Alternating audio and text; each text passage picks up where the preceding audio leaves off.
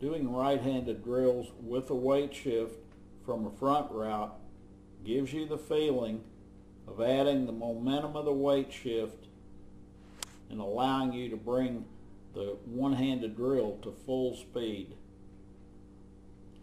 You can hit the ball very solidly from this drill if the arm does not tighten in the downswing. Start the club behind the ball, turn it forward over your head, drop the arm, and allow the core rotation to sling the arm and club through impact. When this drill is done properly, you should be able to hit a soft draw if everything is correct.